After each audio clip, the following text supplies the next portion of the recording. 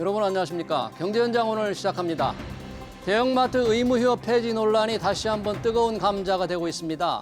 골목 상권을 보호하기 위해서 도입됐지만 소비자들을 위해선 철폐해야 한다는 요구도 높은데요. 급기야 오늘 윤석열 정부의 첫 규제 심판 대상으로 올랐습니다.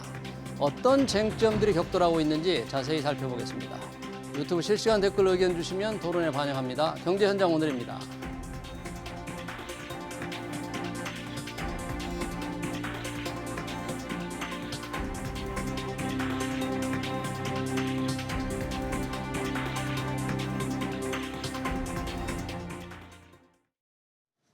네, 오늘 토론 함께할 두 분 소개드립니다. 한국유통학회장을 지낸 김익성 동덕여대 유러피언 스터디즈 학과 교수 나오셨고요. 최재섭 남서울대 유통마케팅학과 교수 오셨습니다. 어서 오세요. 반갑습니다. 네, 반갑습니다. 네. 자, 대형마트 월 두 차례 일요일 반드시 쉬고 있는 의무휴업 문제. 지금 뜨거운 감자가 되고 있습니다. 얼마 전에 한 대통령실 국민 제안에서 거의 1등을 했는데요. 김익성 교수님, 이 분야 전문가신데 네네. 대형마트 의무휴업 폐지 논란 왜 이렇게 지금 관심이 많고 국민제안 투표에서 1등을 할 정도로 왜 그렇게 관심이 많습니까? 네, 코로나 전후에서 이제 소비자들이 경기도 침체되고 물가도 이제 오르고 이런 데다가 네. 그동안 이제 그 코로나로 인해서 소상공인이 매우 어렵다. 네. 그래서 그동안 많이 참았죠. 그래서 이제 편의성에 관련된 문제도 어느 정도 참고 있었는데 난 그 인내가 이제 최고점에 달하지 않았나. 그래서 소비자의 선택권을 갖고 오겠다. 또 편의성도 좀 높여서 예. 내가 원하는 그런 마트에 가서 물건도 사고 배송도 좀 해달라 하는 그런 취지가 있고요. 예. 그다음에 좀 대형 마트들도 네. 그동안 앞으로 한 10년 전만 하더라도 앞서 10년 전만 하더라도 매우 발전했으나 최근에 코로나로 인해서 또 경기 침체로 인해서 영업 이익이 거의 반토막 나는 데도 있고요. 거의 제가 생각할 땐 3분의 1 정도는 어렵다 이렇게 보시면 되겠습니다. 그러다 보니까 규제 좀 풀어달라는 거죠. 그리고 또 어떤 의미에서 보면 온라인 유통, 특히 소매 유통에 지금 온라인 50% 정도 점유하고 있지 않습니까? 예. 그렇다면 이 온라인은 새벽 배송이 되는데 이 마트는 새벽 배송이 안 된다는 거죠. 역차별 아니냐. 그럼 우리 유통산업의 오프라인의 산업들은 더 이상 발전하기가 매우 힘들다. 예. 소상공인뿐만 아니라 우리도 힘들다. 대형마트도. 그래서 규제를 풀어달라는 이런 건의들이 있은 거죠. 네. 어쨌든 이런 여러 가지 현상들이 특히 중요한 것은 국민의 이 톱10에서 1등을 했다는 얘기는 그러니까 국민의 국민 요구는 곧 소비자 편의성, 편익 추구 이것이 상당히 중요한 관건이 되었다. 네. 이렇게 볼 수 있겠습니다. 예. 예. 일단 교수님 말씀대로 이제 대통령실 국민제안에서 1등을 했는데 이게 중복 투표, 어뷰징 논란으로 일단 무산은 됐는데 소비자들 참을 만큼 참았다. 대형마트 이 규제로 실적 좋지 않다. 이렇게 풀어달라는 쪽에서의 이 강력한 요구도 있지만 이 관심이 많다는 것 자체는 또 반대하는 사람들도 굉장히 또 반대 목소리가 더 커졌다고 볼 수 있지 않겠어요? 네, 그렇습니다. 예. 저는 이게 국민 제안에서 1위를 했다. 예. 이렇게 큰 의미를 부여할 수 있을까 하는 생각이 듭니다. 왜냐하면 10가지 이슈에 대해서 예. 거의 변별력이 없거든요. 그리고 실명 인증을 안 하고 예. 좋아요 방식으로 했고 또 이제 해외에서 어뷰징이 발생을 했고 그렇기 때문에 이런 중요한 사안에 대해서 의견 수렴하는 절차가 너무 허술했던 거 아닌가 하술했다, 이런 생각이 이것이. 듭니다. 1등에 큰 의미를 둬서는 안 된다. 그렇게 생각합니다. 예. 물론 이것이 우리 실생활에 영향을 미치는 요소이기는 하지만 자 대형마트의 의무휴업이라고 하는 이 제도는 소상공인, 골목상권 보호를 위한 최소한의 장치입니다. 이런 최소한의 장치이고 이것을 통해서 소상공인과 골목상권이 그나마 보호되고 있는데 이런 문제를 갖다가 네. 좋아요 방식의 투표를 통해서 문제 제기를 하는 것이 적절한 것이었느냐 하는 부분은 반드시 좀 짚고 넘어갈 부분이 있고 예. 더군다나 이것이 이제 실명 인증을 안 하는 문제가 있기 때문에 중복 투표할 수 있고 그래서 이걸 우리가 정확하게 민심을 반영하는 것인가 이렇게 좀 봐야 될 필요가 있을 것 같고 이것이 이제 유통 강자들이 어떻게 생각하면 자기네들의 의견을 표출하는 방식이지 않았느냐 이런 생각도 좀 듭니다. 네. 대형마트 규제가 2011년에 생겼습니다. 예. 그동안 10년 동안 이어져 왔고요. 예. 그러면은 그동안에 대형마트들이 실적이 악화가 됐던 것들이 한 달에 2번의 휴무일 때문에 그랬느냐. 예. 이건 인과관계를 인정하기 참 어렵습니다. 유통환경이 변화했고 네. 그다음에 대형마트들도 나름대로 어떤 노력을 해야 되는 부분들에서 소홀한 면도 있고 대형마트의 그 경영 실적이 악화된 것이 예. 유통일 이 일을 차감했기 때문에 생겼다고 보는 것은 상당한 무리가 있지 않느냐 그것 이렇게 생각을 때문만은 아닐 합니다. 거다. 네. 그래서 오히려 뭐 포털 배달 플랫폼의 유통 시장의 진입이라든지 네. 또는 온라인 모바일 시장에서의 지배력 확대라든지 이런 데서 원인을 찾아야 한다 이렇게 생각을 합니다. 네, 이 제도의 이제 실효성을 두고 뭔가 논란 토론을 하면 할수록 뜨거워질 것 같은데 오늘 이 문제가 국무조정실 첫 번째 규제 심판 회의에서 다뤄지게 됐습니다. 윤석열 정부 규제 개혁을 하겠다고 강조하면서 새로 만든 제도여서 사실 관심이 있는데 어떤 의미가 있을까요? 이 국무조정실 규제 심판 때 올랐다. 저는 이제 규제 심판 회의라는 것이 그동안 이제 정부 관주도 뭐 이런 형태에서 이제는 그 민간 주도로 가지 않았냐 그런 취지가 저는 많다고 봅니다. 예. 그래서 정부에서도 이 규제 심판부에 100명의 풀을 전문가 풀을 넣어 가지고 예. 그래서 각 이제 그 핵심 전문 분야별로 5, 6분 이제 참여해서 각 이해관계자의 의견을 듣고 민간 전문가 그렇죠. 참여해가지고. 예. 그다음에 이제 온라인으로도 계속해서 약 2주간 예. 이 국민들의 의견을 듣습니다. 아 이게 그 예. 회의도 하면서 동시에 온라인 이 투표를 통해서 국민들 의견도 참여를 받는다 이거죠? 그렇습니다. 그러니까 이게 뭐 정부의 공문이 나와서 한 게 아니고 예. 전문가들과 이해관계자들과 또 여러 국민들이 참여해서 온라인으로 물론 참여하는 이지만요. 그래서 공감대를 좀 형성한다. 그래서 그 결과를 이제 부처에 넘겨주는 거죠. 그러면 이제 그 부처에서 그걸 보고 규제를 풀자 또는 규제를 뭐 요까지만 풀자 네. 뭐 등등 결과가 나오는데 만약에 규제 건의가 국민들은 이렇게 요구하는데 그걸 노한다고 했을 때 그건 다시 이제 그 위에 규제혁신위원회로 또 올라갑니다. 한 단계 더 위로 올라가고. 그렇죠. 그런데 규제혁신위원회에서도 또 권고하고 부처했는데도 예. 안 하겠다. 예. 그렇게 하면 대통령께서 주재하시는 규제혁신전략회의 상정에서 최종적으로 거기서 확정. 대통령 주재 규제혁신전략위에서 최종적으로 결정한다. 그렇습니다. 그러니까 그 중간중간에 그 모든 단계는 민간 전문가와 또 거기에 여러 가지 이해관계자들, 당사자들 예. 이런 사람들의 의견이 들어가기 때문에 가장 중요한 것은 국민의 의견이다. 국민의 의견이다. 결국 다수의 의견이다. 예. 공감의 의견이다. 이런 것들이 저는 강조되는 하나의 새로운 어떤 절차가 아닌가 하는 생각이 듭니다. 민간 전문가가 참여하고 또 온라인 국민투표까지 해서 민간의 뜻이 들어가기 때문에 뭔가 변화가 있을 것 같긴 한데 요 규제 심판 회의에 뭐라고 합니까? 이게 규정 강제성은 확실히 있는 건 아닌가요? 어떻게? 예, 그 강제성은 없는 것으로 이제 예. 되어 있습니다. 그래서 민간 전문가 풀이 100명이 있다고 하지만 예. 이 100명의 풀이 어떤 이슈별로 있는 것이 아니고 전체 풀이 100명이에요. 예. 그랬는데 거기서 이제 이번처럼 대형마트 휴무제에 관한 것 그러면 거기에 관련된 그 전문가 전문가들인 5분을 모셔서 하는 거고요.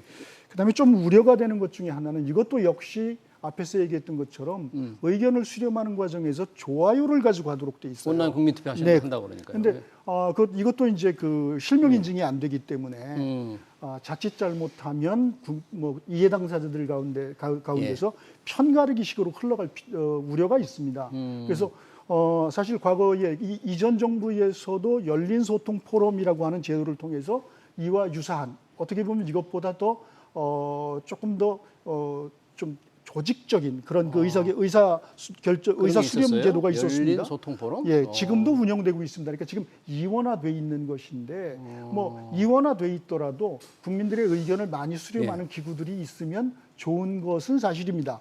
다만 이 제도를 갖다가 잘 운영해서 국민들의 의견들을 지금보다는 뭐 좋아요 제도라든지 뭐 이런 조금 그 즉흥적인 의사결정보다는 예. 보다 더 심도 있는 의사결정이 이루어질 수 있도록 네. 좀 제도를 조금 정비했으면 하는 그런 바람이 있습니다. 그래서 이제 온라인 투표까지 참여를 하게 되니까 국민들의 뜻이 어떻게 나타날지 좀 지켜봐야 될 것 같은데 저희 시청자 댓글도 그런 게 있어요. 의견 수렴 방식을 떠나서 대형마트 규제는 정당한가 부적당한가가 우선이다. 그러면 아까 지난 10년 동안 이게 운영이 돼 있잖아요. 대형마트 예. 일요일 2번 쉬게 하는 게 취지는 전통상권 보호인데 전통상권을 보호한 그 법의 취지, 제도의 취지가 증명이 됐느냐, 보호가 됐느냐 이런 거를 어떻게 과학적으로 또는 통계적으로 우리가 알 수는 있습니까? 혹시? 네, 뭐 그에 관련해서는 뭐 저희 유통학회에서도 이 실정 조사를 통해서 결과를 발표한 적도 있고 또 여러 가지 이제 경제 단체에서 많은 연구 결과들이 실정적으로 나온 게 많습니다. 결국 어떻게 결과는 별로 그렇게 전통시장의 매출과 큰 관련성이 없다. 관련성이 없다. 예, 그 이유에 대해서 조금 말씀을 드리면요. 첫째, 앞전에도 말씀을 드렸지만 온라인이 지금 소매 매출 50%가 됩니다. 그렇죠? 예, 특히 코로나 확산으로 해서 저는 이것들이 이제 하나의 그 이 학습 효과 때문에 많은 소비자들은 이제 온라인으로 다 온라인몰에서, 하게 되죠. 네. 예, 그러면 전통장 가는 거에 가지 않고 비 오고 이러면은 온라인으로 탁탁 누르면 바로바로 오는데 그것도 새벽에 배송해 주는데 굳이 갈 이유가 없는 것이죠. 그럼 그런데 그런 여러 가지 새로운 어떤 이 산업 생태 환경을 전혀 이 고려되지 못했다는 거든가 또 하나는 더욱 중요한 것은 10년 동안 그러면 소상공인 전통시장 정부에서 거기다 지원하고 보조한 돈이 엄청납니다. 자, 그런데 그럼 10년 동안 왜 소상공인들은 아직도 계속해서 이 대형 마트들이랑 경쟁의 관계가 있을 수 있느냐는 거죠. 자, 그러면 10년 동안 뭐 어떤 여건으로든 능력이 없든 또 능력이 있어도 안 돼도 무조건 대형 마트는 좀 한 달에 2번 쉬어라. 규제를 해야 된다. 규제해야 된다. 이런 예를 들어서 주장은 저는 글로벌 어떤 그런 시장 환경에서는 맞지 않다. 그럼 잘못하면 글로벌 기업들이 들어오면 어떡할 겁니까? 예를 들어 쿠팡 같은 경우 미국 기업 아닙니까? 실제에 있어서는요. 주주 그렇죠. 지배 구조는 그렇게 돼 있는데. 네네. 그렇다면 또 다른 예를 들어 중국계가 들어온다든가. 이렇게 했을 때 그분들을 막을 그런 어떤 저는 규제는 상당히 좀 힘들다고 생각하고요. 또 예를 들어서 소비자의 이 편의성이라는 것이 어느 정도 경기가 좋고 다 그러면 소비자들이 어느 정도는 인지하고 그래 소상공인이 살려야 된다. 하지만 10년 동안 지켜봤는데 별로 그렇게 효과가 없다. 실질적 효과. 효과가 없다. 그렇다면 제가 볼 때는 소비자들도 이제 더 이상의 인내에 처음에도 말씀드리면 좀 한계가 있지 않냐 그런 생각을 하게 됩니다. 제가 좀 첨언을 좀 하겠습니다. 뭐 연구 결과에 대해서 말씀을 해주셨는데 여러 군 연구 결과에서 그렇게 나왔다. 어떤 특정 연구 결과만 가지고 이 이야기는 할 수 없습니다. 지금 이제 말씀하시면서 전통 시장에 미친 영향에 대해서 말씀을 하셨습니다.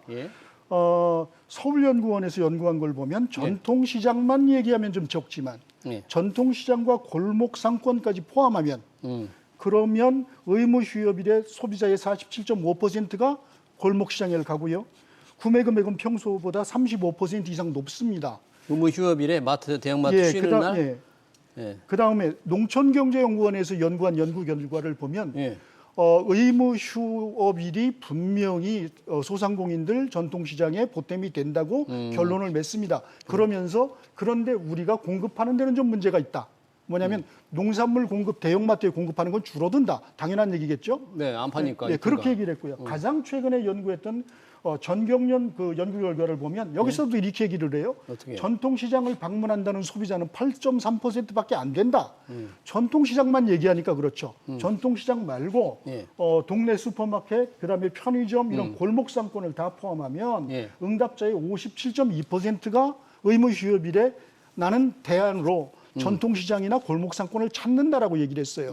저는 이렇게 얘기를 하고 싶습니다. 효과가 아직까지 미흡해 보이긴 하지만 10년간 축적되면서 나아지고 있습니다.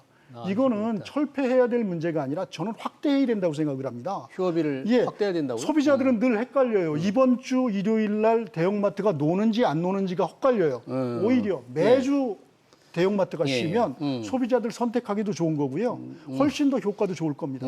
지금 이것을 10년 동안 정착시켜온 제도를 예. 이걸 갖다가 일부의 어떤 민원성 그 의견 제기에 의해서 철회하거나 뒤집지 말고 오히려 저는 이걸 확대해야 된다. 매주 예측 가능하도록 예. 이렇게 하는 것이 낫다고 생각을 하고 예. 지금 제가 이제 쭉 말씀을 드렸는데 연구 결과들을 전통시장으로만 국한시켜서 설명을 하면 자꾸 왜소하게 보이는데 예. 골목상권 전체로 이야기를 하면 그 효과는 확실히 있는 거다라고 말씀드릴 수 있습니다. 말씀 들어보니까 조사 기관마다 조금씩 다르게 나타나나 하는 궁금증을 좀 갖게 되는데 일부에 이제 민원성 제기라고 할 수도 있지만 오프라인 간에도 대형마트만 이 규제를 하면 오프라인 내에서도 조금 차별화 문제가 있을 수 있고 아까 말씀하신 대로 온라인 쇼핑몰에서 전부 이 상품을 찾아가 뺏어가 버리지 않을까 하는 소비자들의 걱정은 있긴 해요. 김 교수님 어떻게 이런 여러 다른 연구 결과에 대해서 어떻게 반론을 제시하시죠? 저는 뭐 우리 최 교수님이 말씀해 주신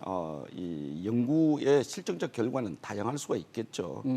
그렇지만 가장 보편적이고 그 연구에 참여한 참여자들의 어떤 그 예. 연구의 실적이라든가 예. 또는 모집단의 어떤 규모라든가 이런 거를 다 본다면은 예. 대부분이 실정조사에 인용되는 그런 또 이 방법론이나 이런 것들에 대해서 잘 살펴보면 주로 인용되는 결과는 별로 그렇게 인과관계 없다. 어쨌든 소매 매출의 50%를 온라인에 가져가고 있다면 그럼 50%인 오프라인에 그 수많은 소상공인들을 예. 아까 말씀하신 전통시장 1,000개 몇 개 좀 빼놓고 예. 그럼 모든 소상공인을 다 한다고 하면은 예, 그건 조금 이 모든 이 소상공인들은 여러 가지 업종만 하더라도 제가 볼 때는 한 몇백 종으로 나눌 수 있을 것 같아요. 아주 분류를 한다면요. 예, 뭐 예. 패션부터 여러 가지가 다 소상공인이죠.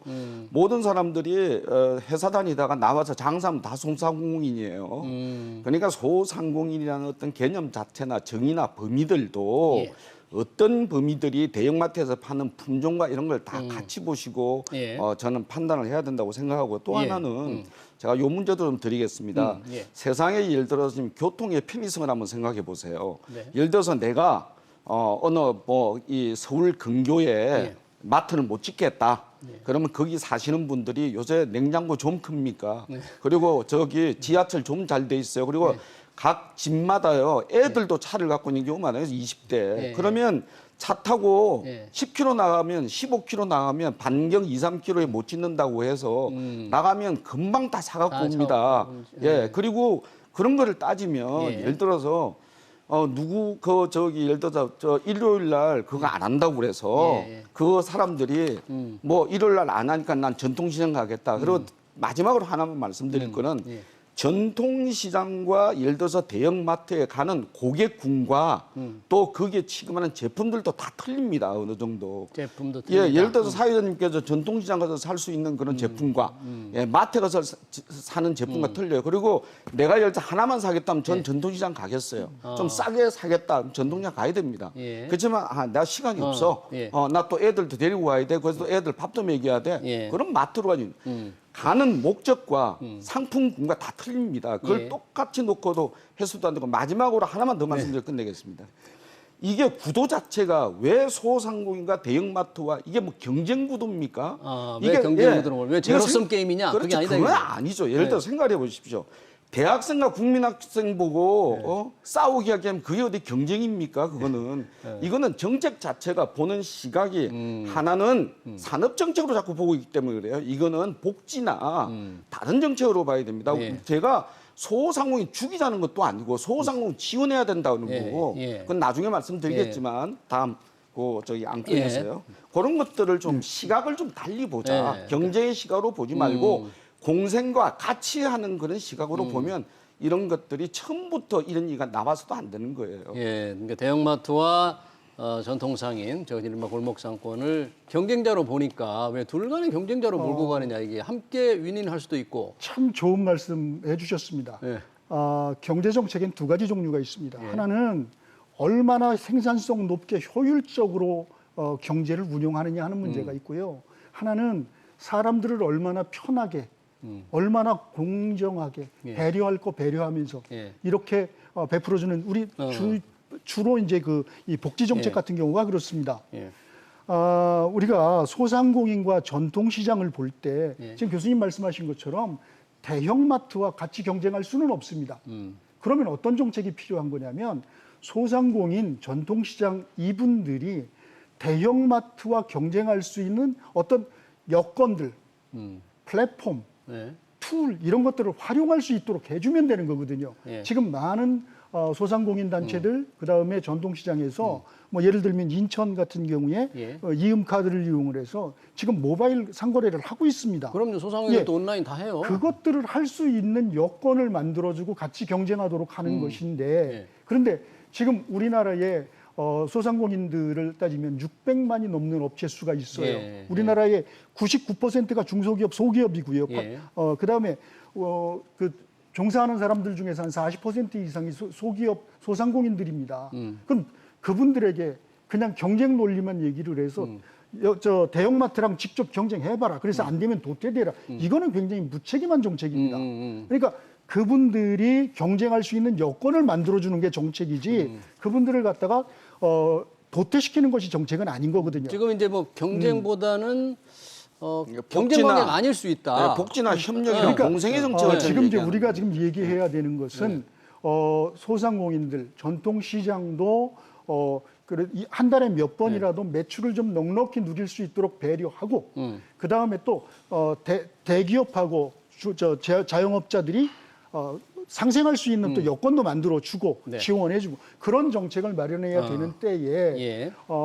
의무 휴업일 한 달에 2번 있는 것을 갖다가 없애서 그날마저도 대형마트로 오라고 하는 정책이 맞는 거냐 하는 말씀이죠. 그렇죠. 이렇게 교수님 이제 말씀은 이해는 되지만 한편으로는 그 이틀을 쉬게 한다고 그래서 소상공인들 전통시장의 매출이 크게 늘어나는 것 같지 않다는 데도 연구 결과를 이제 주장을 하시니까. 지금 그것뿐만 아니라 이 규제를 풀었을 때 만약에 그러면 얼마나 더 대형마트가 그럼 이익이 팍 날 거냐. 풀었을 때 이틀 이제 이것도 영업을 하게 하면 상당히 비관적입니다. 지금요. 제가 볼 때 풀어준다고 해도? 예, 전문가들은 약 10% 15%. 왜 경기가 무척 안 좋습니다. 지금. 그렇죠. 예, 네. 그렇다면 대형마트뿐만 아니고 지금 모든 경제가 소상공인과 대형마트는 이러나 저러나 예를 들어서 온라인에 비교하면 온라인도 이제 조금씩 매출이 줄 가능성도 있습니다.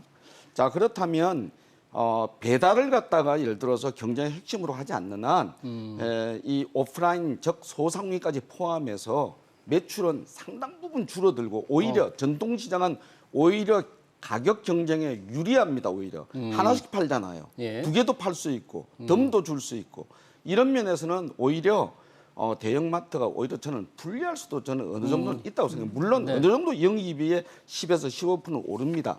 지금 그건 뒤에서 또 어떻게 하면 전통시장 살릴 것이냐.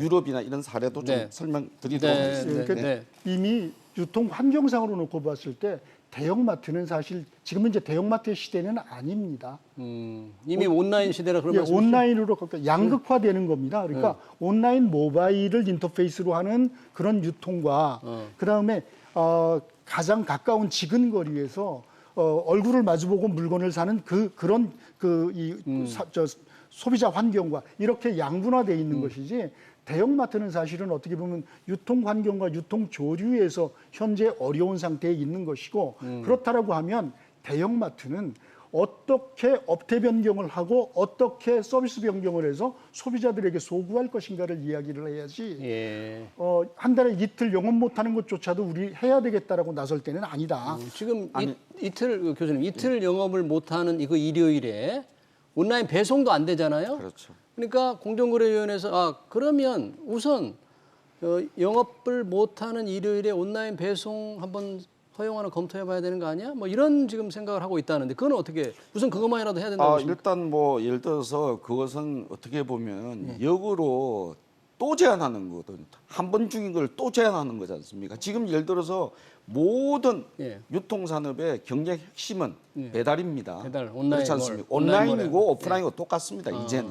그러니까 전통시장도 저기 각 지자체에서 배달앱 만들어서 예. 정부가 지원해 가면서 예.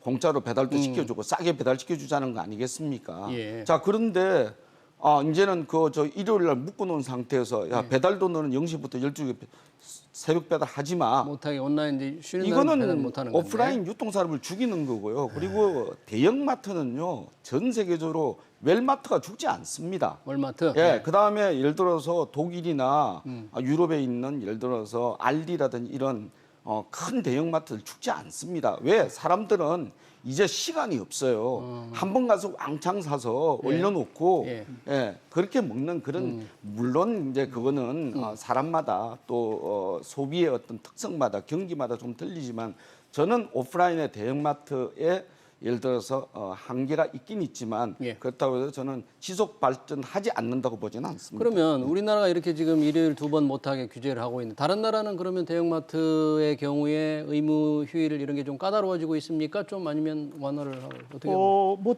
우리가 외국을 벤치마크해서 그런 것들을 만들었던 건데 예. 모든 나라들은 자기네 환경에 맞도록 규제를 하고 있습니다. 영업을 못하게 하는 데도 있고요. 그다음에 특정한 상품을 취급을 못하게 하는 나라도 있습니다. 예. 그다음에 출점을 어느 곳에는 나오지 말라고 제한하는 나라들도 있습니다. 저는 오늘 예. 이 논의를 하면서 예. 제가 아까 말씀드린 것처럼 우리나라가 대형마트에게 의무 휴업일을 주기로 한 게 10년 전 일이고요. 10년, 네. 골목상권과 전통시장을 살려보자고 해서 정부에서 기관을 만들어서 정책을 만들고 시행해 온 게 2005년부터 했으니까 17년, 20년 가까이 돼 갑니다. 예. 그러면 우리나라에 맞는 제도, 우리나라 영업 환경에 맞는 그런 제도가 만들어져야 되는데 예. 틈만 나면 외국의 사례를 찾는 것은 이제는 이제 뭐 지양해도 그러니까 된다고 우리나라에 생각하고 맞는 제도라면 저는 제가 볼 때는 지금 의무 휴업 이틀 또는 이것이 더 확대돼서 한 4일 정도 된다라고 오히려 하면 더 확대해야 된다. 그러면 뭐 전통시장과 골목상권에도 상당한 득이 될 것이고 사실은 그 문제가 그렇게 되면 대형마트라든지 이런 대형 유통업체의 고용 구조 내지는 노동 구조를 보면 그분들에게도 상당히 좋은 그 혜택이 되는 그래요? 그런 그 정책이 될 거라고 보죠. 예. 우리 김 교수님 어떻게 그러면 대형마트도 이렇게 손발을 묶어놓으면 좀 계속 묶어놓을 수는 없지 않느냐. 그리고 소비자의 선택권도 좀 넓혀줘야 되고 온라인몰이 저런데 우리만 왜 규제를 하느냐는 반론도 있는데 동시에 소상공인 골목상권도 생각하지 않을 수 없잖아요. 그럼 감 생각하면 어떤 해결책이? 그건 이제 앞서 해외 사례를 잠깐만 말씀드리고 얘기로 넘어가도록 하겠습니다. 해외에서 유럽 같은 경우는 우리는 소상공인을 보호하자고 2010년 전에 그걸 유통산업발전법과 관련해서 그걸 만든 거거든요. 예. 거기다 상생법 같은 경우는 모든 대형유통마트가 예를 들어서 이 어떤 상권에 들어가려면 소상공인의 어느 정도의 허가를 받아야 되는 게 있어요. 예. 조정을 해야 된다는 거죠. 예, 자, 예. 그런 상태로 우리는 출발했지만 유럽 같은 경우는 크게 두 가지입니다. 네. 일요일 날 예배 가기 위해서 일요일 날 못 하게 했어요.